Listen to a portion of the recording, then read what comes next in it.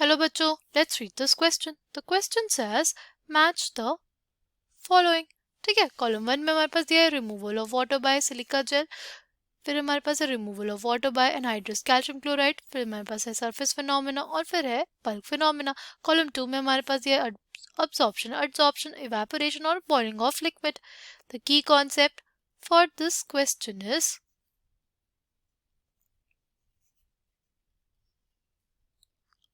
absorption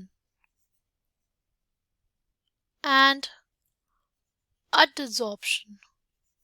अगर हम लोग एड्सॉर्प्शन और अब्जॉर्प्शन को समझें तो हमारे पास जो अब्जॉर्प्शन होता है वो हमारे पास होता है एक ऐसा फिनोमेना जिसमें हमारे पास जो फॉरेन पार्टिकल्स होते हैं वो एंटर कर जाते हैं बल्क में.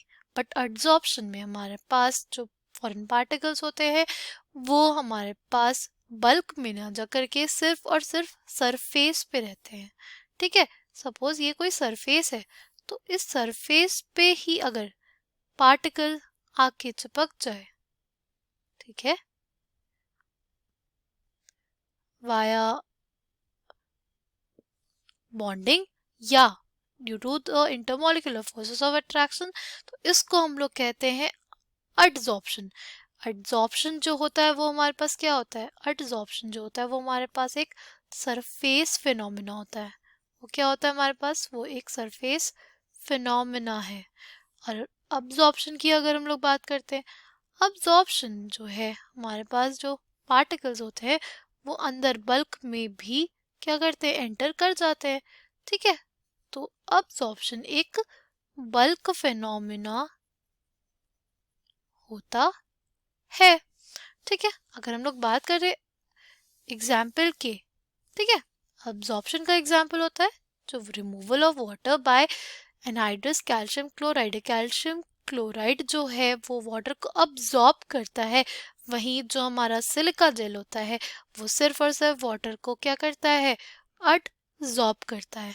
ठीक, तो ऑप्शन ए के लिए जो हमारे पास करेक्ट आंसर होगा वो क्या होगा, वो हो जाएगा क्यू. ऑप्शन बी जो है उसके लिए जो करेक्ट आंसर हो जाएगा वो हो जाएगा हमारे पास पी. नेक्स्ट अगर हम लोग बात करते हैं इवेपोरेशन और बॉइलिंग की, तो इवेपोरेशन देखो क्या होता है, सपोज हमने ये पानी रख दिया और हमने ऐसे ही छोड़ दिया, तो अगर हम लोग देखेंगे कुछ टाइम बाद जो पानी है वो हमारे पास कम दिखेगा. तो इसी चीज को हम लोग क्या कहते हैं, इवेपोरेशन.